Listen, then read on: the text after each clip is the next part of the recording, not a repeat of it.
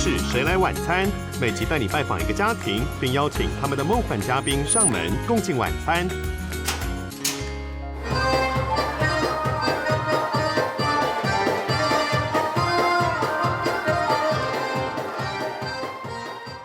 最早的肚皮舞出现在3500年前的古埃及壁画中，这是强调胸部、腰部、臀部女性曲线的舞蹈，好祈求顺利生育。今天我们要拜访一位私底下不爱展现性感的肚皮舞老师跟他的家人。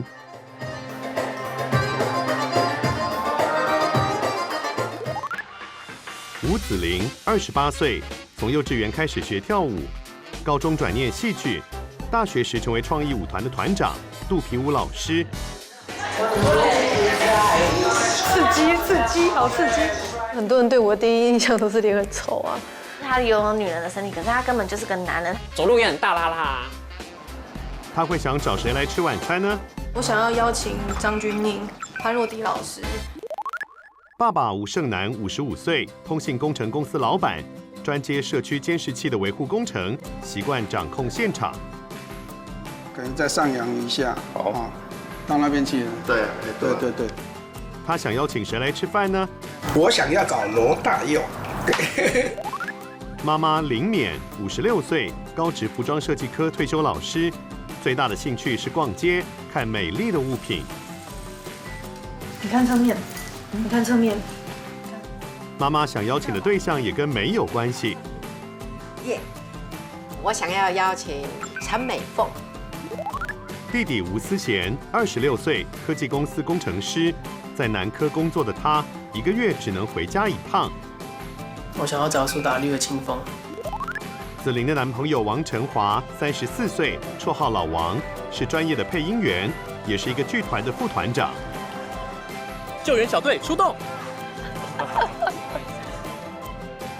究竟谁是今天的座上宾呢？在来宾上门之前，一起到新北市中和认识这一家人的故事吧。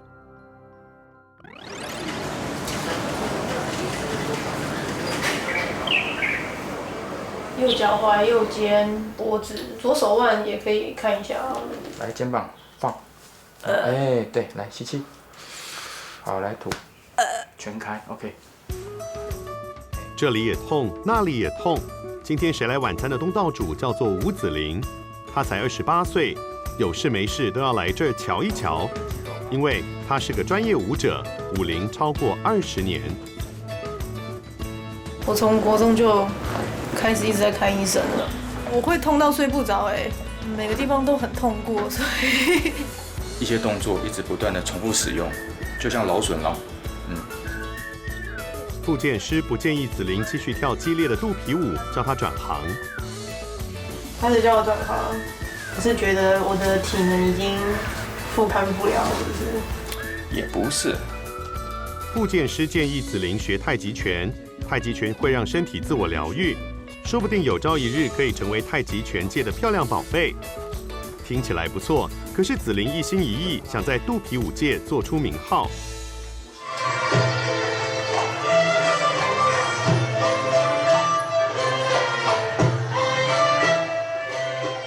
随着音乐节奏摆动臀部、腹部，这是子玲跳了10年肚皮舞的成果。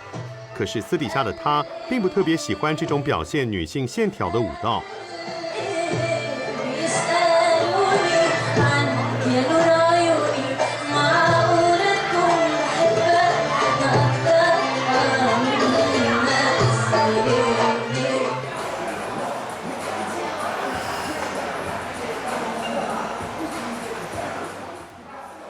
这一天是子玲上健身房的日子，她想把自己的身体练得更瘦、更匀称。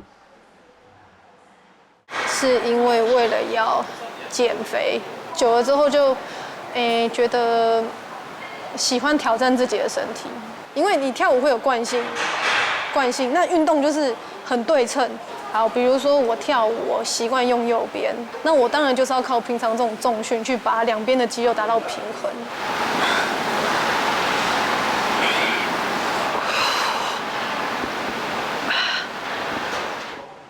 一般人印象中的肚皮舞者身材都有点丰腴，跳起来比较有韵味。如果练成金刚芭比，这样好吗？基本上我很懒，然后我练那么久还不是这样吗？也没有啊。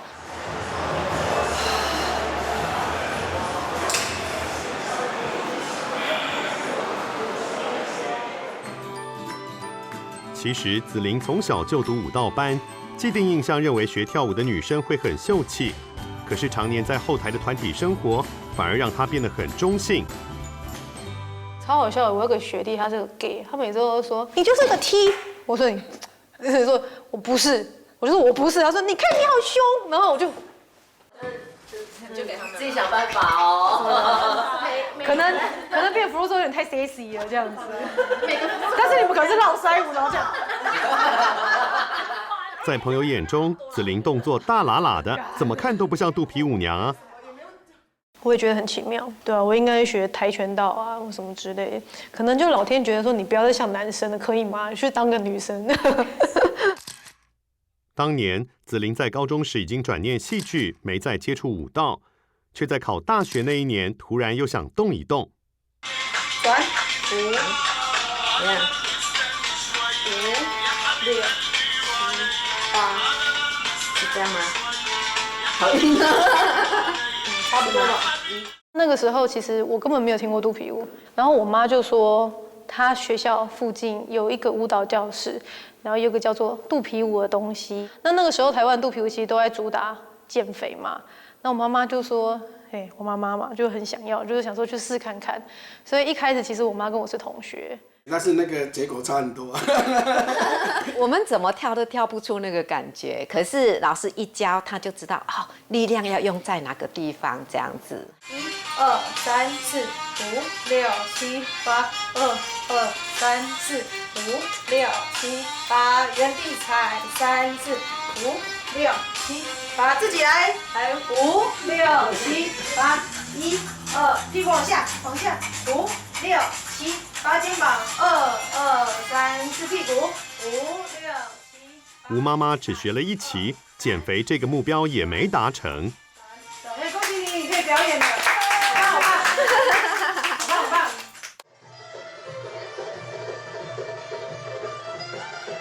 肚皮舞很女人，编舞得秀出最妩媚的姿态，舞衣也强调胸部、腰部跟臀部的线条。然而，有些人会带着有色眼光来看这种强调女性、服装又比较性感的舞蹈。刚开始在表演的时候，你知道，就会有很多那种有嘞有嘞哟，在旁边这样叫，你真的会边跳边翻白眼，就真的是没水准。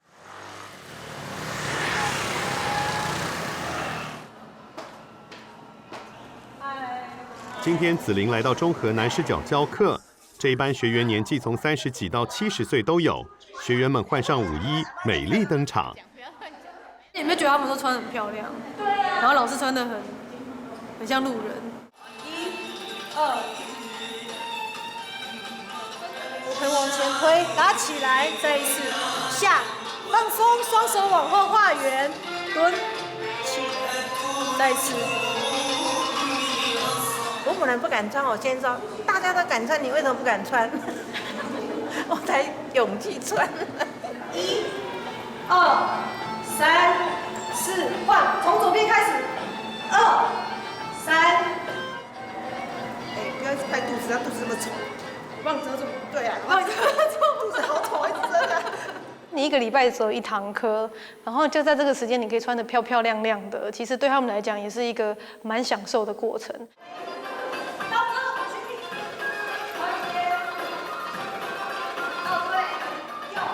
有些老公会不喜欢老婆来学这个东西，所以他们都会偷偷来上课。真的，然后衣服带来这边才换。走，慢，快，左，右，可你们要讲为什么跳舞不会瘦？因为跳完要吃东西，所以绝对不会瘦。你们还有吃什么？没有。下了课，这群妈妈喜欢来吃吃喝喝、聊聊天。跳舞没有让他们变瘦，却变得更有自信。因为我以前是一个不是很有自信的人，但是学了肚皮舞之后，我觉得，因为肚皮舞展现的是女性的一些魅力跟自信，我等一下要去一个中东水烟馆里面表演，所以我就要在路边化妆。我还没下班，还没下班。这么晚是什么样的表演呢？凌晨2点打电话，我限你1个小时之内回来。那你每天为什么都要搞到这么晚？有个男生喝醉，然后这样一直要贴我，然后我就这样瞪他。这个时候我还会管我会得罪谁？子琳的晚归会发生什么问题？广告之后马上回来。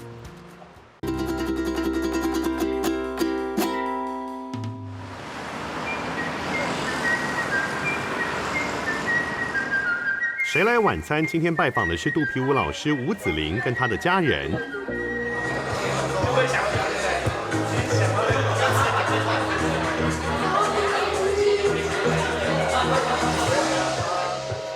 晚上10点半，水烟馆的客人喝着酒，抽水烟。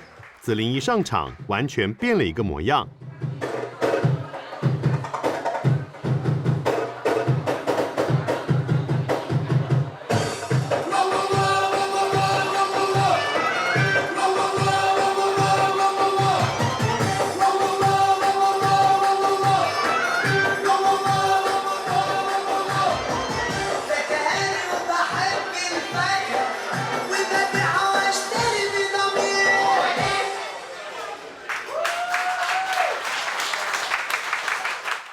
台上两回事，敬业啊，要敬业啊，表演嘛，那另外一回事啊。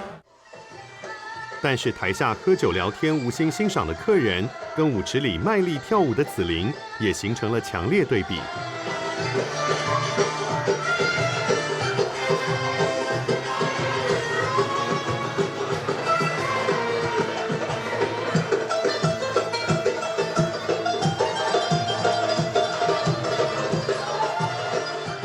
你会希望观众喜欢你跳舞啊，因为有的时候表演观众反应会蛮热烈的，然后甚至会有小费，这样就会很开心。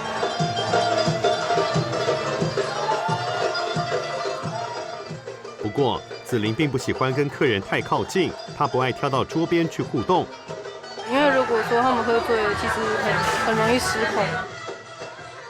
其实，子琳曾在表演时遇过性骚扰。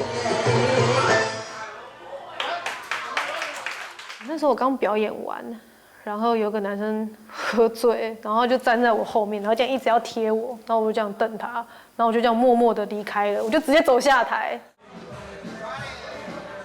子琳男性化的个性根本不怕得罪客人。这个时候我还会管我会得罪谁？对啊。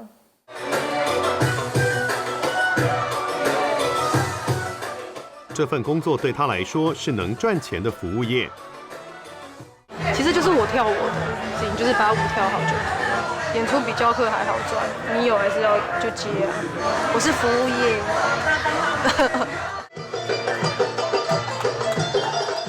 在头上撒钱是埃及人给小费的方式。子琳相信肚皮舞起源于埃及，她一直很想去朝圣。去年好不容易爸爸赞助旅费，但是去到那里才发现，不能让别人知道她是个肚皮舞者。因为那里是回教国家，不能裸露。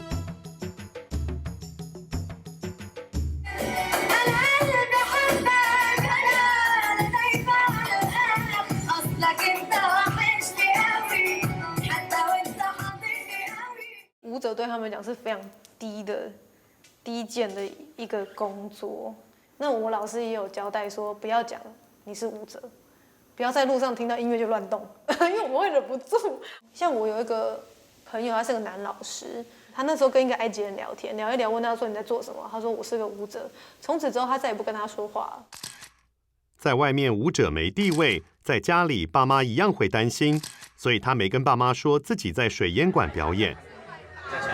其实他们不太知道，他们知道我很常表演，但是他们不太知道我在哪里，因为其实这个环境比较复杂一点，也晚了。我说实在的哈，没讲我们就算了，讲了我们就反对啊。但是所以他不会跟我们讲，他晚回来我会担心呢，因为我女儿长得还不错啦。讲实在，你来酒店来看去，就是以为是可以吃豆腐啊干什么的。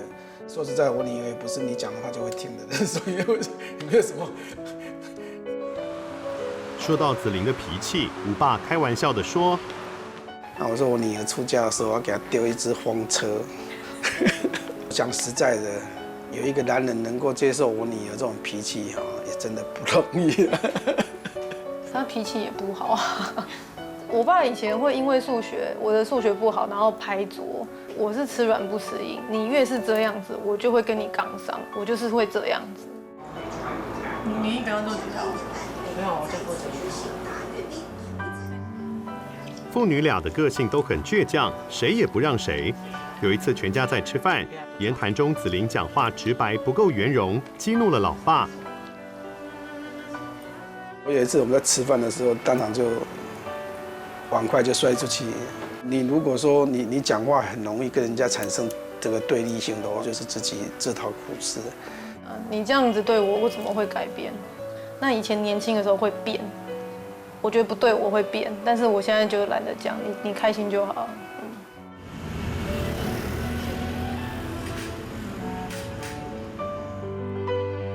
因为不能接受爸爸一言堂式的管理，再加上念戏剧科，放学常常需要留下来排练，子玲越来越晚回家，那也是她说不出口、最青涩晦暗的一段日子。我有一次凌晨2点打电话，我限你1个小时之内回来。我们刚开始其实是很难跟他相处的，所以我会觉得说，那你每天为什么都要搞到这么晚？你会担心你根本不知道说，这个孩子你打电话也没有接，什么都没有接，那电话可能这样子重播到已经超过50遍以上了。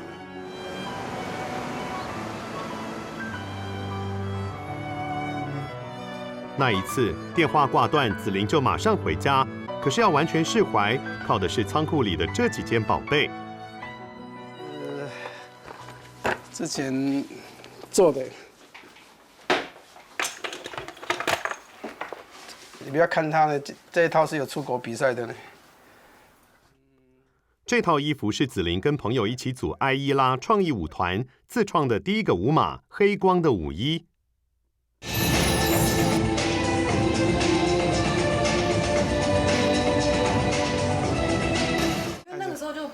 必须要靠一些噱头花招去博取大家的版面。你要不要？我可以让你试穿。然后如果电到还有电疗的效果。这个几乎每个接头都重新处理过，那没有处理，常常就是断了就被电到，断了就是被电到。因为一个接点有可能，比如说这个接点断了，可能上半身就不见了。这个 idea 是弟弟思贤看到有人把 LED 灯随意贴在身上跳舞的影片，觉得很好笑，就分享给姐姐。我本来是理工科的啦，所以以我的背景，可能就会觉得他的东西可以结合一些科技的元素啊。一开始我没有要鼓励他真的去做这件事啊，可是他以为只是开玩笑，但是我会当真。但是因为我觉得那个东西真的是好的，我才会用。这一套是帮他们准备的。专用的维修的，那是在华山，那是真的蛮紧张的，哇，一到不得了了，然后就在这一套，爸爸这一套断脚，这一套断手，还有不知道原因那一套我最紧张了。那几年出了社会，子玲悟出了跟爸爸相处的方式。你知道我爸是老板，就是很理性的分析，条列式的讲话，不带任何的情绪，他就可以很好接受。吴爸爸心里其实很疼爱女儿，为了支持她，吴爸爸难得放下工作来帮忙加工灯管。刚开始一整天才能做好一件。我的心情当然是很高兴啊，因为有机会嘛。这种东西说实在的，我学理工的，他学艺术的，那也许可能我们的交叉点就只能在这一点吧。这个参与感对我来讲是很重要，因为在做到这套衣服的过程当中。我们大概很少有这么多紧密的机会在讨论什么啦、互动啊什么的，这么多人来，也许跟这个女儿在个性上的一个冲突点，可以借由这个事情来化解。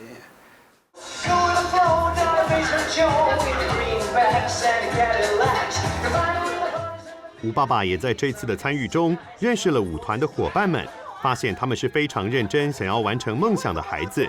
也才开始对女儿有了信任。我就问他们说：“那你们排练，大家排到几点？”其实那子玲也没有骗我，确实大概差不多就是这样的。但是因为他们的舞蹈教室比较远，好，所以说可能往返的车程也会比较久。然后跟许多父母一样，吴爸担心女儿作息不正常，也担心女儿的账本。其实我都没有很仔细去算，算了会心酸，所以我都不会算。就是不要去看你的存折还剩多少钱，只要你觉得一直都有钱这样就好，不要去看多少钱。这也是很糟糕的事情，我们也蛮担心的。如果他是走入家庭以后怎么办呢？话又说回来，子玲也需要父母的支持。每次公演，吴爸都会自掏腰包买票冲票房。那时候我有请我们大人大哥哥什么，我们全家的这10几个人去看。我跟你讲他们是从来没有去进过所谓的这个舞台剧这个剧场里面。他们看完，我觉得说，这些年轻人真的非常非常的认真，非常非常的努力。然后黄文谦来找我，来找我，你拿着绳对不对？然后你有问题，对，然后你要比赛。其实子玲不只是舞者，最大的挑战其实是舞团经营。她正在学习如何做好一个舞团团长。他很辛苦，是因为他年轻，他怕他讲的话没有人要听，他没有自信，然后他胆小。可是，一般人是看不出来的。他越面无表情，就表示他越紧张。我在想，要不要让我们先下台？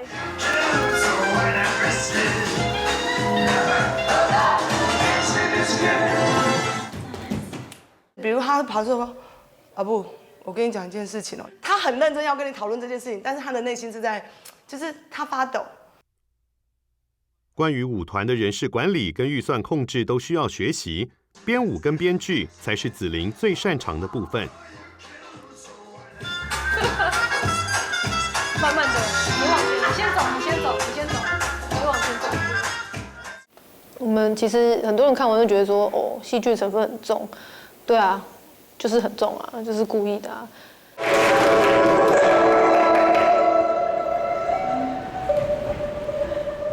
要不然就是一支舞。你看完之后，你不会有特别的感觉，你可能只会对某一支舞有印象，但是你不会对今天整体的表演有印象。但是我们用一个故事串起来，你就会跟着故事一直走，然后一支舞，然后慢慢看，然后说这支舞在表达什么这样子。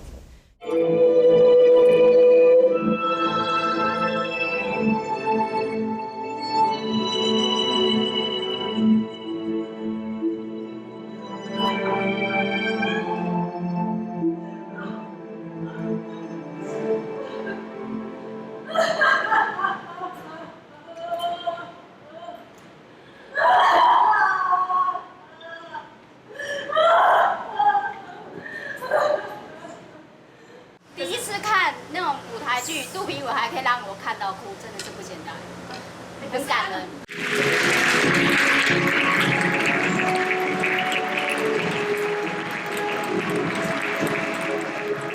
已经跟我爸妈提出过我要同居，他们不愿意。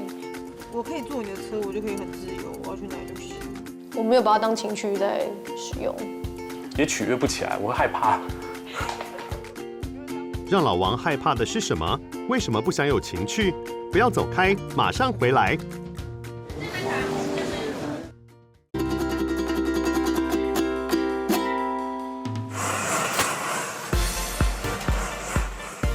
谁来晚餐？今天拜访的是住在新北市中和的肚皮舞老师吴子玲一家人。我觉得我有种乾隆出巡的感觉。半夜11点多，子玲跟男朋友老王才刚结束工作，2个人一起逛夜市吃宵夜。其实感觉都快关了。还不是谁录那么晚？我觉得当你的家属好可怜，那你的小孩要等你去接他，不是很可怜？我可以把他带到录音室啊，录音室完全可以带小孩。吃宵夜，人人有罪恶感。不过子玲跳舞体力消耗大，需要补充热量，又怕胖，所以很挣扎，到底要吃什么？我今天还说我的晚上要自信带一点，就会吃宵夜。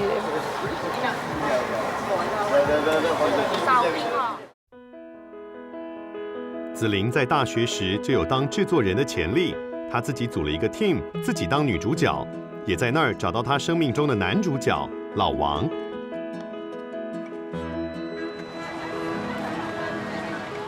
北纬舞蹈。哦。帕诺。嗨。是一个音乐节的表演，他们才是主演。今天嘉明帅气的，你看。为什么你们都化浓妆？这样对吗？我们是合作第一次就在一起了。不要合作几次了哈。就知道。当初老王被他吸引，是因为子玲的一张臭脸。他跟你不熟的时候，你真的觉得这个人很讨厌，对，脸很臭，然后会觉得你拽什么拽啊这样子。可你真的认得他之后，就觉得啊，这个家伙是个小白痴这样，然后就觉得这个反差，突然觉得哎，好可爱这样。两个人在一起7年，默契一流。不过当初子玲等老王告白，等到快没耐性。他就是一直不跟我告白啊。对啊，然后他是不是开始应该是我们自己约出去对戏吧？不是，就是那个时候就会觉得说，这个人应该要跟我告白，就是给你1次机会、2次机会，好像就是不告白啊，就是。比如说我送他回家，我们都会在车上聊天，聊到大概3、4个小时，快聊到早上。我就是很俗辣，就怕他要是他不是那个意思怎么办这样？对啊。是岳师穿的吗？是否有点太帅气？两个人个性南辕北辙，能相安无事。老王有一套相处之道。表面上看起来好像是我会比较多退让，但其实都是在我了解对方之后，我所做出的这个选择。他是我生命中的一个很长的一个累积，我不可能跟他分开，我爱他，就是这样。会跳肚皮舞的，不代表他的感情生活充满性感的情趣。子玲从来没有因为情趣跳舞给老王看。我没有把它当情趣在使用。这也取悦不起来，我会害怕。你平常教课都已经跳半死，你什么这个时候你怎么还会想要跳？没有啊。Maybe 可以有一个小即兴一下下，那就只是一下下。他还要帮我按摩，他很可怜，因为会说哦很累啊，脚很酸，帮我按一下。结果都是这样，我福利是我的这样。你要买这种的吗？还是？对啊，你看我一头秀发，当然要买。你要粉红色的吗？我干！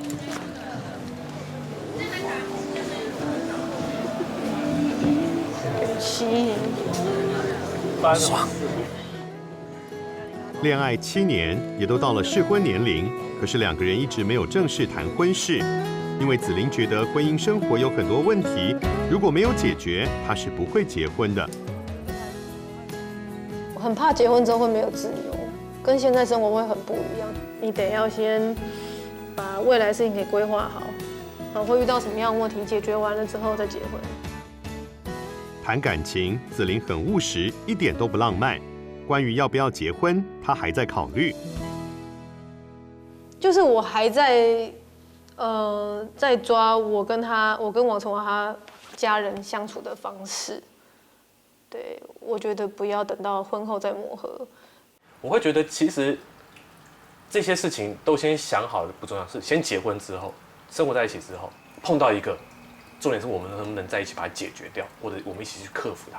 已经跟我爸妈提出过我要同居，他们不愿意。我说了同居，如果我们很多夫妻会吵架，就是因为生活习惯不一样。你不让我同居，我怎么知道我跟他生活能不能合？子玲很勇敢地跟爸妈提出自己的主张，但听到女儿想要同居，吴妈都傻了。倒是吴爸并不反对，还是。结婚这样子比较正常，交往到一个程度，合就是在一起，不合就不应该再继续。他的个性是非常独立，他可以自己过得很好。我也同意他不结婚，有个男伴。好，那我也同意他结婚不生小孩。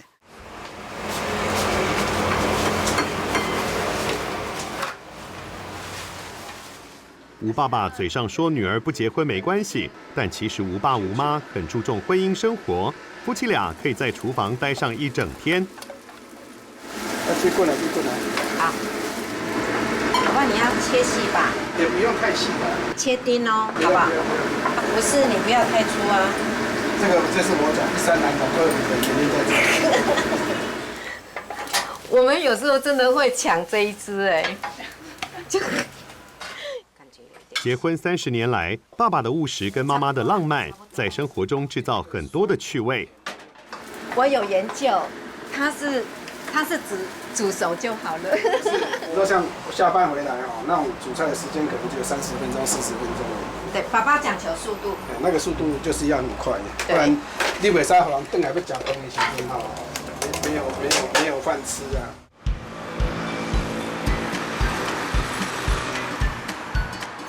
回去看妈妈。谁说会塞车的？吴爸很孝顺，常陪吴妈回娘家，每2个礼拜就可以吃到岳母种的菜。这一天周末清晨6点，子玲还没睡饱，就跟着爸妈一起回外婆家。我很累啊。这个应该很晚睡。没有你老婆晚睡。就我爸最大的成就就是可以闪过所有的塞车时间。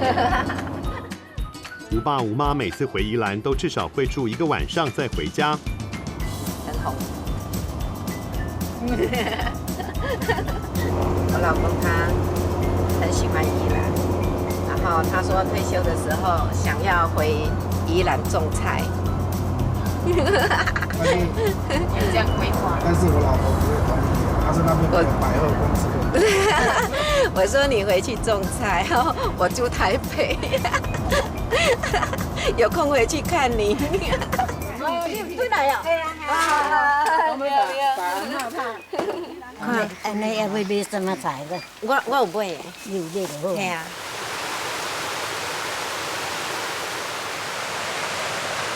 我妈才厉害，我要穿那个鞋子。来，我这个我还是。吴妈生性浪漫，又爱看美丽的东西，连到田里面采瓜也要穿高跟鞋，化妆化得美美的。妈妈觉得子玲会走上艺术之路，都是遗传自她，跟爸爸没有关系。看姿势就知道。因为子玲跟我一样，就是都是属于可能比较浪漫享乐，然后爸爸是过于务实。听说哈，比较属于艺术细胞的人呢，都是夜猫子，然后他从小就是这种倾向。原来子玲从出生就很难商量，每天晚上不睡，整垮坚持自己带孩子的爸妈。我们把他送到保姆去，保姆在我们隔壁，还是睡主边，然后晚上回来的时候就修理我们。半夜这样一直抱，一直抱，这样子。真的很想把他丢掉，因为他只要把放下来，他就哭，他一定要抱着。28年来，吴爸习惯处处呵护着宝贝女儿，定期健检是他的习惯。我们大家庭啊，应该是说从我爸爸他们下来，我们有一个遗传疾病叫做痛风。那痛风呢，就是尿酸嘛。那这个大部分就是因为外食啦，然后外边的饮料。从小我验尿就有什么白蛋白，微微的一些指数有偏高一点点。然后我爸个性是很容易紧张的人，他就认为说我的肾脏不好。我为了让我爸安心，我的肾脏我去做了很多的检查，然后就有很多红字。然后我爸看到就很生气，他是很生气，没摔就说你看那么多红字，怎样，你在外食啊，然后你在那边怎么晚睡啊什么之类。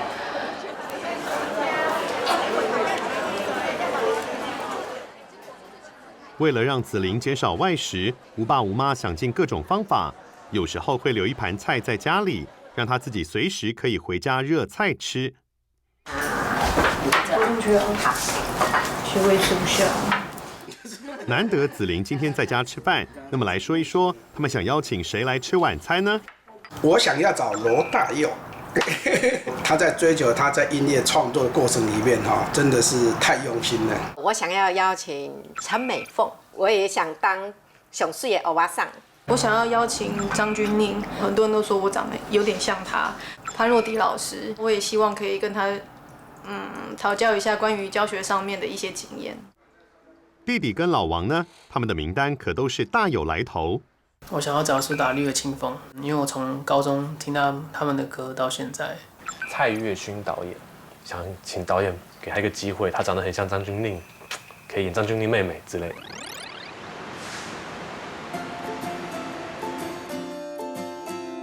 今天是来宾上门的日子，子琳还在上课，弟弟去约会，只有两老在家。时间还早，吴妈妈已经开始在厨房做菜了。她准备做哪些料理呢？要有猪，要有鸡，要有鱼，要有虾，还要有青菜，海陆都有，然后色香味俱全。吴妈妈这份菜单可是花尽心思。我一直在研究怎么样煮红烧肉比较好吃。我们试试好几次。对。因为都做失败。如果是我的话，我可以吃就好了。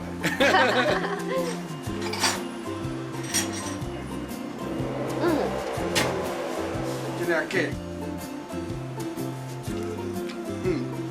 OK。年轻人终于一一出现了，不过没有人进厨房帮忙，倒是爸妈竟然在桌上摆起空盘，这是怎么回事？这个是豆酥水，你看到没有？豆酥在上面。有看到。有看到了。爸爸怕盘子太大了，桌子不够用。对呀。原来这些餐盘是妈妈为了嘉宾去新买的，但是尺寸有点过大，汤碗都还没上场就已经满出来了。要办一些活动，我们家就会有很多东西。看这里，一直变新，一直变新。他只是借机想买盘子，不是真的需要买盘子。不止盘子，连所有配料吴妈都已经在前一晚全部准备好。红萝卜，还有香菇。我昨天到厨房，我就觉得走一个障碍赛。对啊，就是一个到处都是菜。昨天的准备换得今天的从容，吴爸也进厨房大展身手。这道菜是只有家乡云林才有的古早味。不知道的人哈，看起来会像米苔目，那我们那边给一个荤条。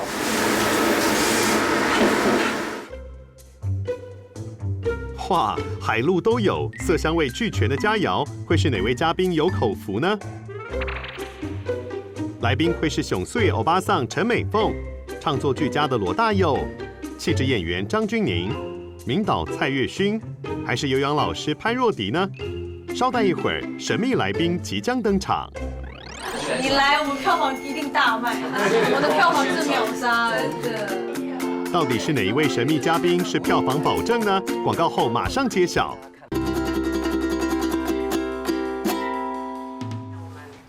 排在前面，所以说2排，欢迎光临，欢迎光临。谁来晚餐？今天拜访的是肚皮舞老师吴子琳一家人。很开心，不知道哪一个来宾。谁来晚餐的专车载着神秘嘉宾出现在楼下了，他究竟是谁呢？很期待，又有点紧张。我最不紧张了，我怎么会紧张？还好我们的门铃修好了，因为前几天坏掉，他们可能会按1个小时，我们还没有开门。好吗？如果你不给他开门。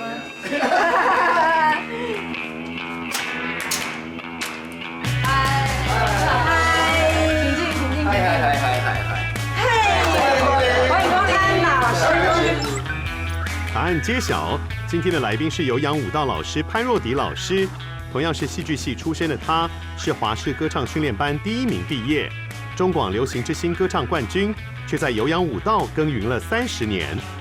其实他们的故事，我觉得跟我们家有点类似，我很想知道他在这个受教的过程里面有没有受到哪些阻碍，像我家里就是不支持，所以我想要知道他的爸爸是怎么样支持他的。这个已经很久没有享受这么好吃的晚餐了。我们家其实也都我在弄。对，因为我太太不是太会做菜。可是你有时间吗？你看我们跳舞的人几乎都吃外面。对啊，对不对？所以怎么可能3餐在外面？说到外食，潘若迪觉得是不可避免的，但是他从小父母离异，特别怀念全家一起用餐的感觉。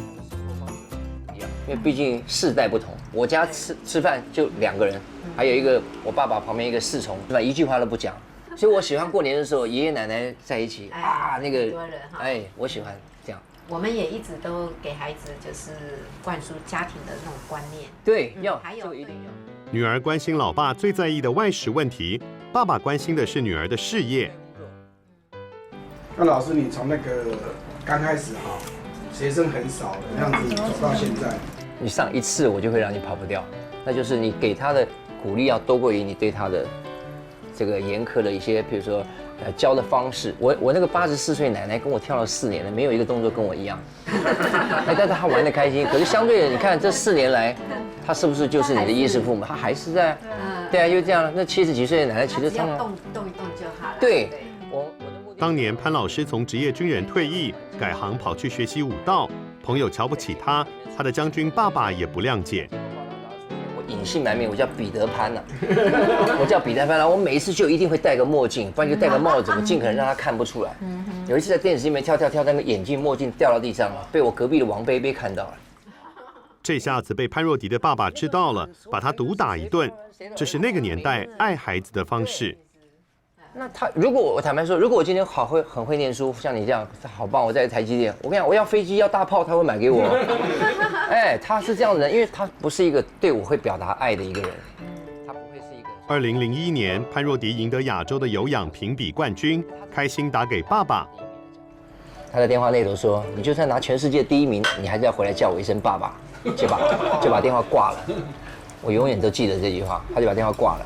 5分钟之后，我阿姨打电话来跟我说，她告诉全村的人说，她儿子得奖了。你知道那个感觉吧？子琳开班授课要承担招生压力，大环境不好是吴爸爸最担心的。我们是最先被淘汰掉的啊！你一定会先吃饱、有钱，你才会想要花钱去运动啊。对啊。那这个行业就很危险了。每一个行业其实都危险，你不能说都不 OK。其实我也看了你们那个霓虹灯啊，那个叫什么灯啊？那个变来变去，我觉得很好哎。你就需要用这样的一个 idea 去做一些不一样的变化。20年前我就已经是这样教了。我编了这首歌，3分钟之后或者2分钟之后，我会给自己铺一个梗。啊，你跳一跳之后，我觉得虽然你跳得乱七八糟，那我们也都看得莫名其妙。可是我要你跟我搔首弄姿，我一定会让你面带微笑。第16个8拍，我要叫他叫后啊，我后完换你后。所以你看我常常鬼叫那些，是我设定好在某一个时间、某一个音乐点做这个东西，不要让那个课程上起来是很枯燥的，你纯粹只是在上课。那我是一直坚持到最后，是因为这30年来我没有变过任何一个工作。你这想，你像当你要放弃，你想说，哎呦。潘老师还在跳，你就会继续。不会放弃。对，不要放弃，不要放弃，我支持你，好不好？我改天到你那边，我跟你一起跳。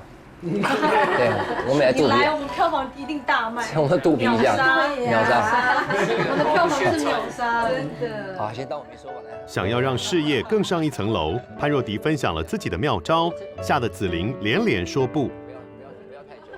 赶快结婚，为什么呢？运又不一样。我不知道你信不信哦。我有小朋友之后，跟结了婚之后又不一样。对啊，生小孩也是。很诡异哦。我女儿一生，所有代言全部来了。恋爱不要谈太久。好的当下马上，我跟我太太8个月结婚。我结婚的那个时候是我最忙的时候，你的运势就会不太一样了。所以你不用。一个命理的角度，这缺我赶快结。也不是命理的角度，我觉得其实。在那个环节里面，你心里面是愉快的，是亢奋的。哇，我换了一个新的一个人生方向，对。我是女生不一样，我要怀孕1年那我怎么教课？不是每个老师都可以教啊。我有很多的老师到最后想要怀他都快没有机会了。不是女生确实跟男生不一样，不要跳太久哦。我身边的舞蹈老师都生不出来。确实哦，课不会这么样多。但没办法要赚钱啊。所以女生的考量是不是的确跟男生就是不一样？这当然也对啦。我希望下个月就可以听到你的消息了哈。好，到时候你会跟老师讲，好吧？不知道是不是下个月，但一定会跟老师讲。结婚跟我讲哦，我一定去，好不好？你会来表演吗？这样太过分了。我可以留一个很大的时间给你。看起来子琳对于结婚这件事情似乎开始动摇了。只是他最关心的还是教学。所以你一天最多会到几堂？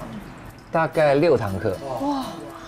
最多1天6堂课，就是，所以你说我那个时候，我跳到自己的肺都爆掉了，你就知道我为什么会那个。6年前我气胸气胸是基本上气胸就是肺破了一个小洞，然后呼吸吸不上来。潘若迪自发性气胸，让事业被迫暂停，差一点也因此被迫要转行。因为医生告诉我，这回来你半年之内你不要再动，如果这个关我过不去，我就不再搞这一行了。因为我觉得我还潘若迪不服输的个性，慢慢的自我训练，第2个月就逞强回去上课。开始，我发现我的肺活量再也没有以前这么好了。我以前 maybe 跳一首歌、1、2首歌，我可以从头唱到尾，我现在可能只能唱到一半，所以这个过程我很挣扎。家人是希望你好了，够了，也够了，不要再跳了。那学生是就给你很大的鼓励，所以这一路走来也是因为他们这样子陪着，他们也不离不弃。不过，更令潘若迪难过的，竟然是傲人的大胸肌缩水了。洗澡衣服一脱，我就大哭怎么这样子？我怎么会弄成这样子？胸也没了，腹肌也快没了，难过的。如果我是一个本身你体态就不是这么 OK 的一个老师，你怎么会有一个说服力？对啊。你怎么去教别人？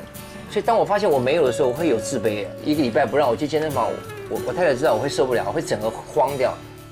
潘若迪跟太太生了一个宝贝女儿，他很宠爱孩子，因为他自己的童年太孤单。我是单亲家庭嘛，然后他又是一个职业军人，所以他哪里会懂得怎么教育我？那铁的记忆就已经包占我所有的生活跟我的成长过程。面对严苛的爸爸，潘若迪的父子关系比子玲家更为紧张。他的解决方法就是去当职业军人，逃离家中。直到老爸爸70岁生日，他才有勇气跨出第一步。那一次的生日，我跟他说：“爸，我想做一件事情，是我这辈子没有做的事情。”他说：“什么事情？”我说：“我想抱着你。”我没有抱过他，他也没有抱过我，他顶多就是摸摸我的头就推开了那一种。可是我在他抱我的那一刹，我抱了他的那一刹，跟他抱我那一刹的时候，我完全不同样感受，我一辈子没有感受到那种感觉，他是抱着你很紧的，你很清楚的明白他是抓着你的。手用力在抱着你的，而不是只是意思意思。对，所以我知道其实 maybe 他也很想对我表达一些他对我的那个爱，但他只是不知道怎么说出来。他真的就是一个死鸭子嘴硬的人，所以他现在认同你这些事情了，还开始叫一些北北到我这边上课。我说你可不可以不要老是搞那种70、80岁的到我这来嘛？他那些北北走路都还拿拐杖，在哪里？儿子在哪？我要去动一动，我动一动。这餐饭最后在潘若迪的带领下，吴爸吴妈竟然也可以跟着动了。这样会不会厉害了？哦，爸爸厉害，这样你也会。好，那3个动作连在一起了，6、7，走，1、2、3、4、5、6、7、8，吸不吸？这样会不会？这样会不会？会非常羡慕，就是他们给了他的儿女很多的空间跟环境，然后他又从旁边去辅助他。这个也是我缺少的地方。爸爸妈妈对儿女们的教育方式跟模式，会是我将来想要做的。我想要这样去对我的女儿。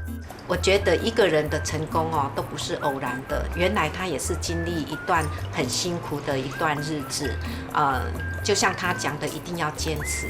他用一个最简单、最容易让人家了解的，然后说学逗唱的方式，把他的整个舞蹈的精神教出来。我是不晓得肚皮舞能不能把它加进去的当然，如果能够加进去的话，其实应该不至于这么生涩。让人很感动的是，他选择去理解他爸爸，到后来一步一步，他选择往好的方向去。我觉得他爸爸也是很爱他，他也蛮爱他爸爸。但是因为从小他那个环境真的要跳舞很难，我真的完全可以理解。原来我不知道，相较于我跟他，我已经觉得我的环境已经算很舒适了，所以我也觉得我应该也要努力加油，像他这样。因为我姐姐她创舞团很辛苦啊，她一定会有想放弃的时候，所以刚刚潘老师都有提供一些经验，我觉得对姐姐来讲应该是很大的动力。跳高，右手，胸口往前，手往后拉。他是热姐，热的诗诗，他是我们的舞蹈总监，芊芊就是我们的男神，彩玲，我们都称他为阿布了，陈怡，然后张家军，陈一宽。